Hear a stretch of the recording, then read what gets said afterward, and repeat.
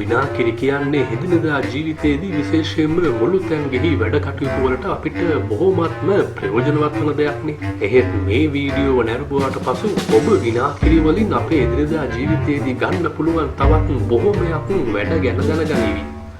වෙළඳ පොලේ විනාකිරි වර්ග බොහොමයක් තියෙන බව ඔබ දන්නවනේ. ඒ නිසාම මතක තබා ගන්න. මේ වීඩියෝවෙන් අපි කතා කරන්නේ සුදු විනාකිරි ගැන. මේ සුදු විනාකිරි වලින් ඔබට ගත හැකි අමතර ප්‍රයෝජන. ඔබේ මිදුලේ වල් ගස් වැවෙනවද? එහෙනම් සුදු විනාකිරි කෝප්පයක් වතුර කෝප්පයක් සමග මිශ්‍ර කර ඒ වල් පැල ඇටි වලට ඉසින්න. පස්සට හානියක් නොකරම වල් පැල විනාශ කිරීමේ ගුණය විනාකිරි වල තියෙනවා.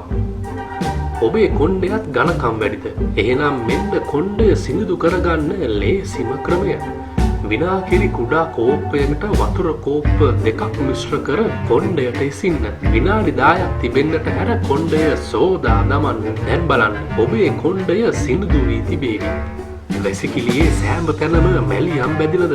කරන්න තියෙන්නේ සුළු දෙයක්. ඒ තමයි විනාකිරි කෝප්පයකට බීකින් සෝඩා මේස හැඳි දෙකක් මිශ්‍ර කර ඒ මැලියම් බැඳුණු තැන් වලට දමන එක.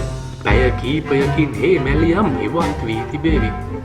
ඔබේ නියපොතු වලට ගාන ආලේපන ගොඩක් කල් රඳවා තබා ගැනීමට ඔබට අවශ්‍ය නම් නිය ආලේපන තවරන්නට පෙර ඔබේ නියපොතු සුදු විනාකිරි පිරුණු කෝප්පයක විනාඩි 5ක පමණ කාලයක් ගිල්වාගෙන සිට පසුව විනාකිරි පිසදා දමා නිය ආලේපන තවර ගන්න. මෙහෙම කළොත් ඔබ තවරන නිය ආලේපන දිගු කාලයක් ඔබේ නියපොතු මත රැඳී තිබේවි.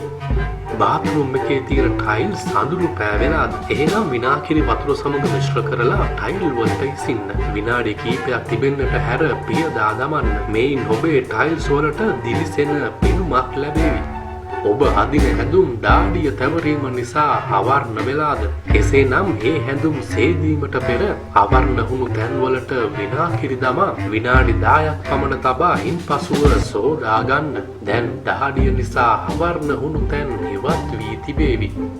මේ තියෙන්නේ සුදු විනාකිරි ගැන විතරයි. අපි අපේ ඊළඟ වීඩියෝවෙන් ඇපල් සයිඩර් විනාකිරි ගැන කතා කරනවා.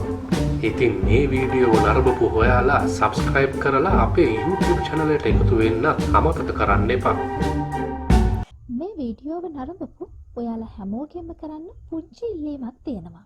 මෙතන තියෙන subscribe button එක click කරලා අපේ channel එකට subscribe කරන්නත් අමතක කරන්න එපා. ඔයාලා හැමෝටම සුබ දවසක්.